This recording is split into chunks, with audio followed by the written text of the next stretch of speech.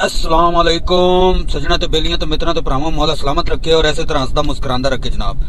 लो जी काम बड़ा खतरनाक हो गया। पीडीएम दी चीखां समझो आसमान तक उत्तों थल्लों निकल रही ने। पीडीएम इस टाइम चीखां मार रही है जनाब। फुल टाइम नून लीग, मरियम नवाज, शहबाज शरीफ, जितने भी ये पीडीएम का हिस्सा थे पिछले दिनों में, इन सब की चीखें निकलवा दी हैं जनाब चीफ जस्टिस उमर अता बंदयाल साहब ने। चीफ जस्टिस उमर अता बंदयाल साहब ने जनाब लेटर लिखा जब इलेक्शन कमीशन को कि भाई 90 दिन में इलेक्शन होंगे, 90 दिन से ऊपर इलेक्शन नहीं जा सकते। तो फिर एक लेटर लिखा गया जनाब अवान सदर में। सदर जनाब सदर मलकियत आरफ अलवी साहब जो हैं उनको भी एक लेटर भेजा गया कि आप डेट दें, अगर इलेक्शन कमीशन डेट नहीं दे रहा इलेक्शन की तो आप डेट दे सकते हैं। तो इससे इलेक्शन कमीशन भी जरा हिल के बैठ गया, अपनी कुर्सी से एक बार हिल गया जानी के। तो इस टाइम जनाब जितने भी ये ताकतवर ये वो सब हैरान परेशान हो गए कि चीफ जस्टिस उमर बंदयाल साहब ने ये क्या कर दिया। और अवाम खुशी की लहर में आ गई कि इलेक्शन होगा, मुल्क सही सतह पे चलेगा। तो ये सारा सिलसिला चल रहा है जनाब।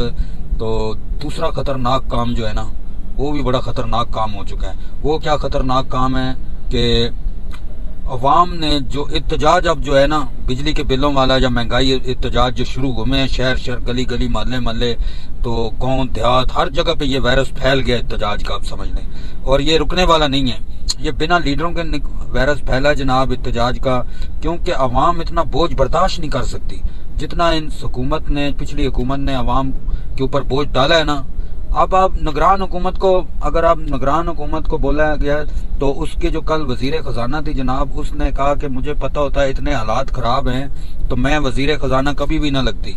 ठीक हो गया। अब ये बिलों में भी रिलीफ अवाम को नहीं दे सकते। और आज रात को पेट्रोल भी बढ़ रहा है, फिर 15-16 रुपए पेट्रोल की कीमत बढ़ जाएगी। 15-16 रुपए पेट्रोल की कीमत बढ़ेगी और बिजली की भी रेट आज रात से बढ़ जाएंगे। सुबह 1 तारीख है। तो ये सारा सिलसिला चल रहा है। तो भाई अब अल्लाह मालक है सबका, अब क्या कह सकते हैं। हम भी पाकिस्तान में रहते हैं, आप भी पाकिस्तान में रहते हो। तो जो बेचारे हलाल का पैसा कमा रहे हैं उनके लिए तो परेशानी परेशानी, और जो हराम का पैसा कमा रहे हैं उनके लिए कोई परेशानी नहीं है। समझ में आई बात। तो दिसंबर के बिल मैं आपको तीसरे वीलॉग में बता रहा हूँ कि दिसंबर के बिल ये कुछ भी नहीं है। दिसंबर के बिल जो आने हैं ना वो बहुत बड़े पैमाने पे बिल आने हैं। तो उससे आप और ज्यादा मजीद परेशान हो जाओगे। ठीक हो गया। तो भाई एहतजाज जो कल है जुम्मे को, आप लोगों को जो आम है किसी सियासी पार्टी से भी तलक नहीं रखते, वो भी अपने बिल घरों से लेकर एहतजाज में शिरकत करें। इसलिए कि ये आप लोगों के फायदे का हड़ताल की जा रही है या एहतजाज किया जा रहा है। ये उस कौम के फायदे के लिए है जो कौम बिल नहीं बर्दाश्त कर पा रही। अब मिसाल के तौर पे एक बंदे की सैलरी है 30,000 रुपए, उसका बिल आ जाता है 50-55,000 45,000 रुपए। तो वो खाएगा क्या और बिल क्या पे करेगा। बिल के भी पूरे पैसे नहीं होते उसके पास कि बिल पे कर ले। बहुत सोचने की बात है और बहुत परेशानी की बात है। ठीक है। तो ये चीजें चल रही हैं भाई इस टाइम पाकिस्तान में, और इस मुल्क को फुल टाइम जो है नीचे दबता जा रहा है। इस टाइम मुल्क जो है ना आपका, जो पाकिस्तान जमहूरियत पाकिस्तान कायद-ए-आज़म मोहम्मद अली जिन्ना ने ये आज़ाद मुल्क बनाया था मुसलमानों का, और इसमें आज़ादी तो मिली नहीं लोगों को बल्कि और ज्यादा गुलामी का दबाव डलना शुरू हो गया। तो ये चक्कर चल रहा है भाई इस टाइम, क्योंकि ताकतवर हो गया है और जो गरीब जो न्यूट्रल आदमी है उसकी कोई पाकिस्तान में इज्जत वैल्यू है ही नहीं। समझो न्यूट्रल आदमी की तो कोई इज्जत ही नहीं है। आप थाने में जाओ तो आपको इज्जत से बुलाया नहीं जाएगा। ठीक है। आप चोरी आपकी हो गई, आप FIR भी कटाने गए तो आपको वो इज्जत और वो एहतराम नहीं मिलेगा। जबकि उन पुलिस वालों को या थाने के अमले को भी ये पता है कि हम अवाम के पैसे का टैक्स से ये हमारी तनख्वाहें आती हैं। ठीक है। तो ये सारा सिलसिला भाईजान चल रहा है। दूसरे नंबर पे एक और खतरनाक जो काम शुरू हो गया ना, ये बड़ा खतरनाक काम है। ये समझो बगावत की, रियासत से बगावत की बुनियाद रखी जा रही है।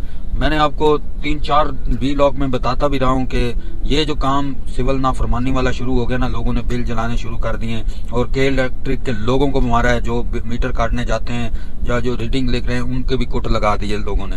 ठीक है। ये काम है खतरनाक हो गया इस टाइम लोगों ने, और इससे अब बगावत जो करनी शुरू कर दी वो इससे मजीद खतरनाक काम है। वो क्या काम है कि लोगों ने बिजली के खंभे जो है ना वो अखाड़ना शुरू कर दिए, यानी कि बिजली के खंभे भी यहाँ तक नौबत पहुंची। ये बड़ा मसला मसाइल हो गया।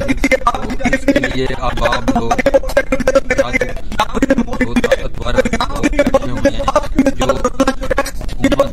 हुकूमत को हैंडल कर रहे हैं उनको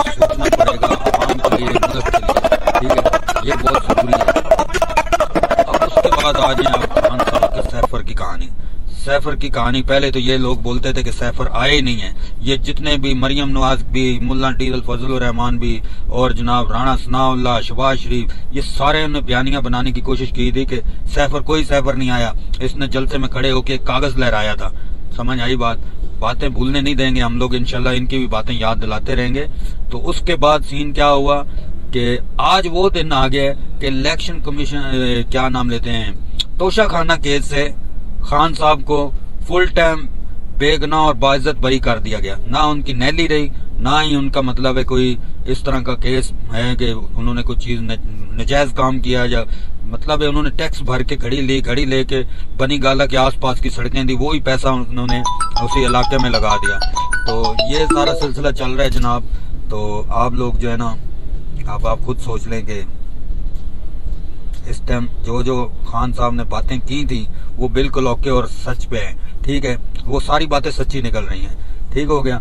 आज उस जज के खिलाफ जो गैर कानूनी अदालत जिस जज ने लगाई थी ना, अटक जेल में जाके, ये सारा, एक तो खान साहब को गैर कानूनी तौर पे जेल में बंद रखा हुआ है, जबकि सुप्रीम कोर्ट और हाई कोर्ट ने कह दिया है कि इमरान खान को किसी केस में गिरफ्तार नहीं किया जा सकता, बाइज्जत बरी किया था, और उन्होंने खान साहब को नहीं छोड़ा, ठीक है। बल्कि सैफर का केस 15 तारीख से कोई इन्होंने बनाया हुआ था, तो वो केस सामने लेकर आ गए।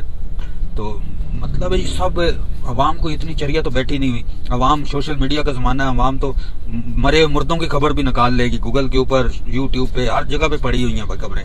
कौन सी खबर है जो आज नहीं मिल सकती, ठीक है।